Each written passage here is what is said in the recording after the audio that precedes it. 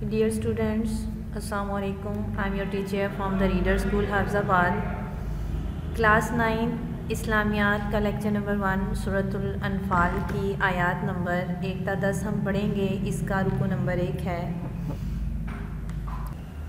اس پاک سورت کا نام سورۃ الانفال ہے کیونکہ اس کا آغاز انفال مال غنیمت کے احکام سے ہوا ہے. اس کی 75 آیات ہیں اور یہ سورت 10 رکوعات پر مشتمل ہے. یہ تمام سورت غزوہ بدر کے فوراً بعد سن 2 ہجری میں مدینہ منورہ میں نازل ہوئی. اس سورت کا زیادہ تر حصہ غزوہ بدر سے متعلق ہے. سن 2 ہجری ماہ شعبان میں ابو سفیان کی قیادت میں اہل مکہ کا ایک تجارتی قافلہ شام سے مکہ کی طرف لوٹ رہا تھا. مسلمانوں کے خوف سے ابو سفیان نے ایک قاصد مکے بھیجا جس نے وہاں جا کر یہ پیغام دیا کہ مسلمانوں نے ابو سفیان کے تجارتی قافلے پر حملہ کر دیا ہے، فوراً مدد کے لیے پہنچو. یہ سنتے ہی ابو جہل 1000 سپاہیوں کے ساتھ مسلمانوں پر حملہ کرنے کے لیے نکل آیا. ادھر سے حضور اکرم صلی اللہ علیہ وسلم 313 مسلمانوں کے ساتھ مدینہ منورہ سے نکلے. آپ جب وادی زعفران میں پہنچے تو پتہ چلا کہ ابو جہل ایک لشکر جرار کو لے کر مکہ مکرمہ سے مدینہ منورہ چلا آ رہا ہے. آپ صلی اللہ علیہ وسلم نے ایک مجلس مشاورت منعقد کی جس میں مہاجرین اور انصار شامل ہوئے. آپ صلی اللہ علیہ وسلم نے سب کے سامنے یہ صورتحال پیش فرما دی. مہاجرین اور انصار نے دشمن کا ڈٹ کر مقابلہ کرنے کا مشورہ دیا. لڑائی کے فیصلے کے بعد لشکر اسلام بدر کے مقام پر خیمہ زن ہوا.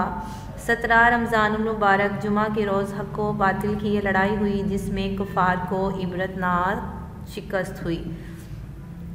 رکوع نمبر 1 کا ہم ترجمہ پڑھیں گے. بسم اللہ الرحمن الرحیم.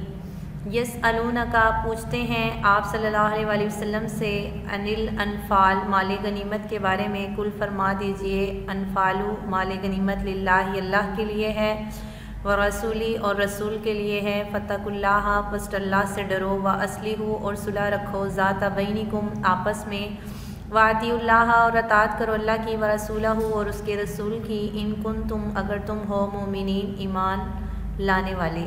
اے محمد صلی اللہ علیہ وسلم مجاہد لوگ تم سے مال غنیمت کے بارے میں دریافت کرتے ہیں کہ کیا حکم ہے. کہہ دو کہ مال غنیمت خدا اور اس کے رسول کا مال ہے، تو خدا سے ڈرو اور آپس میں صلح رکھو، اور اگر ایمان رکھتے ہو تو خدا اور اس کے حکم پر چلو. انما سوائے اس کے نہیں، مومنون مومن اللہ زینہ وہ ہیں، اذا جب ذکر اللہ ذکر کیا جاتا ہے اللہ کا، واجلت ڈر جاتے ہیں، قلوبہم ان کے دل، وَإِذَا اور جب تلیت تلاوت کی جاتی ہیں یا پڑھ کر سنائی جاتی ہیں، علیہم ان پر آیاتہ اس کی آیات، زادتہم زیادہ ہو جاتا ہے یا بڑھ جاتا ہے، ایماناً ایمان، وعلا اور پر ربہم اپنے رب پر، یتوکلون وہ بھروسہ رکھتے ہیں.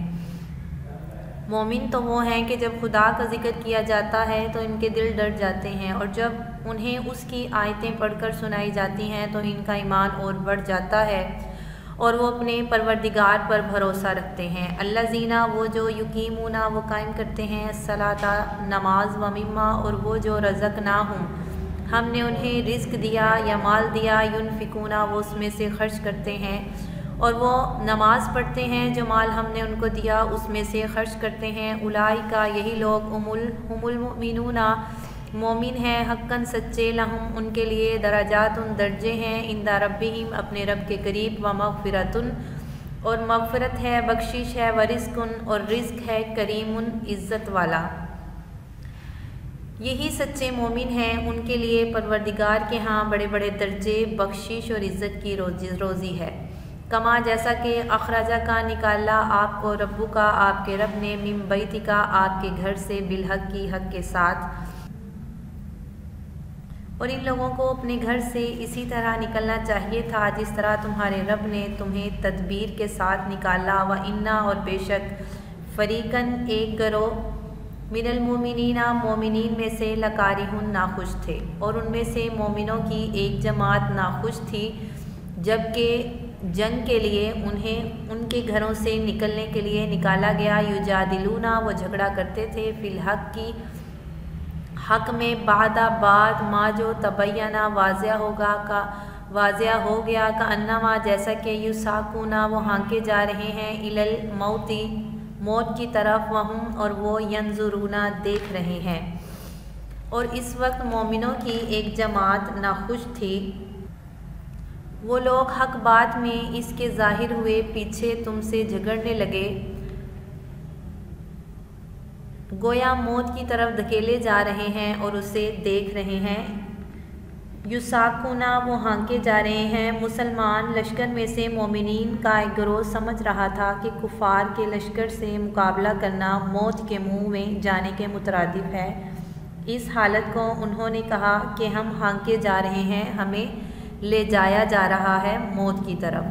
وَإِذْ اور جب یعدکم اللہ اس وقت کو یاد کرو جب وعدہ کرتا تھا اللہ تم سے احدی طائفتین ایک جماعت سے انہا کہ بے شک لکم تمہارے لیے وتودون اور تم چاہتے تھے انا بے شک غیر ذاتی شوکتی بغیر اسلحے کے قافلہ تکون ہو جائے لکم تمہارے لیے وَيُرِيدُ اللَّهُ اور اللہ چاہتا ہے ان یحقا کہ ثابت کر دے حق کا حق کو بکلماتہ اپنے کلمات سے ویقطع اور وہ کاٹ دے دابرہ جڑ کافرین کافروں کی۔ اور اس وقت کو یاد کرو جب خدا تم سے وعدہ کرتا تھا غیر ذاتی شوکتی کہ ابو سفیان اور ابو جہل کے دو گروہوں میں سے ایک گروہ تمہارا مسخر ہو جائے، اور تم چاہتے تھے کہ جو قافلہ بے شان و شوکت بے ہتھیار ہے وہ تمہارے ہاتھ آ جائے۔ یہ بے شان و شوکت اور بے ہتھیار قافلہ ابو سفیان کا تھا، تم چاہتے تھے کہ وہ تمہارے ہاتھ آ جائے، اور خدا چاہتا تھا کہ اپنے فرمان سے حق کو قائم رکھے اور کافروں کی جڑ کاٹ کر پھینک دے، لیحقا تاکہ ثابت کر دے حق کا حق کو ویبطل الباطل اور جھوٹ کو جھوٹ ولو کرہ المجرمون اور اگر ناخوش ہوں مجرم یا مشرک،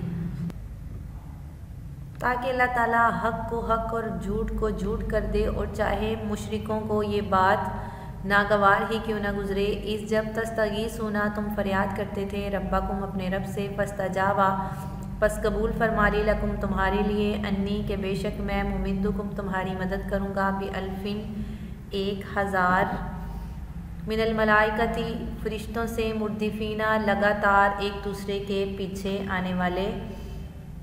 وما جعل اللہ اور نہیں بنایا اللہ نے الا مگر بشرا بشارت ولتطمئن تاکہ اطمینان پکڑے بھی اس سے قلوبکم تمہارے دل، اور اس مدد کو خدا نے محض بشارت بنایا تھا کہ تمہارے دل اس سے اطمینان حاصل کرے۔ ومن نصر اور مدد الا من عند اللہ اللہ ہی کی طرف سے ہے، ان اللہ بے شک اللہ عزیز غالب حکیم حکمت والا ہے۔ اللہ تعالیٰ نے تمہاری دعا قبول فرما لی اور فرمایا کہ تسلی رکھو ہم تمہاری مدد ایسے فرشتوں سے کریں گے جو ایک دوسرے کے بعد آنے والے ہوں گے، اور اس مدد کو خدا نے محض بشارت بنایا تھا کہ تمہارے دل اس سے اطمینان حاصل کریں، اور مدد تو اللہ ہی کی طرف سے ہے، بے شک اللہ غالب اور حکمت والا ہے۔ یہاں پر اس کا لفظی اور با محاورہ ترجمہ مکمل ہوا۔ آگے ہم مشق پڑھیں گے۔ الکلمات و تراکیب الفاظ اور ان کے معنی۔ انفالو مال غنیمت وہ مال ہے جو دشمن میدان جنگ سے بھاگتے ہوئے پیچھے چھوڑ جائیں۔ اصلحوا ذات بینکم اور آپس میں تعلقات درست رکھو، واجلہ ڈر جاتے ہیں، اور جب اللہ تعالیٰ کا ذکر کیا جاتا ہے تو مومنوں کے دل ڈر جاتے ہیں۔ یساقون وہ ہانکے جاتے ہیں۔ مومن یہ سمجھ رہے تھے کہ جنگ میں جانا ان کے لیے موت کی طرف جانا ہے۔ تستغیثون تم فریاد کرتے ہو اپنے رب سے غیر ذاتی شوکتی بغیر اسلحے اور قوت کے بغیر کانٹے کے، یہ ابو سفیان کا قافلہ تھا جو بے سر و سامان تھا۔ کارہون ناخوش، احدا ایک، دابرہ جڑ اللہ تعالیٰ چاہتا ہے کہ وہ کافروں کو جڑ سے مٹا دے۔ مردفین لگاتار آنے والے فرشتے جو ایک دوسرے کے بعد آ رہے تھے۔ آگے پڑھیں گے۔ التمارین مشق۔ السوال الاول اس سبق میں مومنوں کی کیا صفات بیان کی گئی ہیں؟ اس سبق میں مومنوں کی صفات بیان کی گئی ہیں۔ جب ان کے سامنے اللہ تعالیٰ کا ذکر کیا جاتا ہے تو ان کے دل ڈر جاتے ہیں، جب ان کو قرآن کی آیتیں پڑھ کر سنائی جاتی ہیں تو ان کا ایمان اور بھی بڑھ جاتا ہے۔ مومنین اپنے رب پر بھروسہ رکھتے ہیں، وہ نماز قائم کرتے ہیں، اللہ کے دیے ہوئے مال میں سے اسی کی راہ میں خرچ کرتے ہیں۔ سوال نمبر 2، دو گروہوں سے کیا مراد ہے؟ اس سے مراد کفار کے دو گروہ ہیں۔ ایک گروہ قریش مکہ کا تجارتی قافلہ تھا جس کی قیادت ابو سفیان کر رہا تھا، اور دوسرا گروہ قریش مکہ کا وہ قافلہ ہے جو مدینہ کے مسلمانوں پر حملہ کرنے کے لیے نکلا تھا، اس کا سپہ سالار ابو جہل تھا۔ السوال الثالث، تیسرا سوال، مندرجہ ذیل عبارت کا مفہوم بیان کریں۔ فاتقوا اللہ واصلحوا ذات بینکم، اللہ تعالیٰ سے ڈرتے رہو اور آپس میں صلح رکھو۔ اس عبارت میں مسلمانوں کو اللہ تعالیٰ سے ڈرنے اور آپس میں صلح رکھنے کا حکم دیا گیا ہے۔ ایک سچے مسلمان کو صرف اللہ ہی سے ڈرنا چاہیے۔ اگر دل میں خوف الہی ہو تو انسان تمام برائیوں سے دور رہتا ہے۔ تمام مسلمانوں میں اخوت کا رشتہ قائم ہے، بھائی بھائی ہونے کی حیثیت سے انہیں آپس میں پیار محبت اور خلوص سے رہنا چاہیے۔ مسلمانوں کو لڑائی جھگڑا کرنے سے اجتناب کرنا چاہیے۔ نمبر 2، اطیعوا اللہ ورسولہ ان کنتم مومنین، اللہ تعالیٰ اور رسول کی اطاعت کرو اگر تم اس پر ایمان رکھتے ہو تو۔ ایک مسلمان کے لیے ایمان لانے کے بعد اللہ اور اس کے رسول کی اطاعت کرنا ضروری ہے۔ اللہ تعالیٰ نے اپنے رسول صلی اللہ علیہ وسلم کے ہر حکم کو ماننے والے کو ہی مومن کا درجہ عطا کیا ہے۔ اللہ اور اس کے رسول پر ایمان اس کی اطاعت سے مشروط ہے، اس لیے ہمیں چاہیے کہ اپنے ہر معاملے میں اللہ تعالیٰ اور رسول اللہ صلی اللہ علیہ وسلم کی فرما برداری کریں۔ نیکسٹ اور لاسٹ ہے، اذا جب تلیت پڑھی جاتی ہیں علیہم آیاتہ زادتہم ایمانا، اور جب ان پر اللہ تعالیٰ کی آیتیں پڑھ کر سنائی جاتی ہیں تو ان کا ایمان اور بھی بڑھ جاتا ہے۔ قرآن مجید کلام الہی ہے، اس کی آیات سن کر مسلمانوں کے ایمان میں اضافہ ہوتا ہے۔ یہ ایک ایسی جامعہ اور منفرد کتاب ہے جس میں انسان کی زندگی کے ہر معاملے میں رہنمائی موجود ہے۔ اہل ایمان اس کتاب کو سمجھتے اور اس پر عمل کرتے ہیں، اللہ تعالیٰ کے بتائے ہوئے کلام کے مطابق زندگی گزارتے ہیں، اس طرح ان کا ایمان پہلے سے بھی زیادہ بڑھ جاتا ہے۔ یہاں پر مشق مکمل ہوئی۔ اسٹوڈنٹس، رکو نمبر 1 کا لفظی و با محاورہ ترجمہ آپ لوگ یاد کریں گے اور مشق بھی یاد کریں گے۔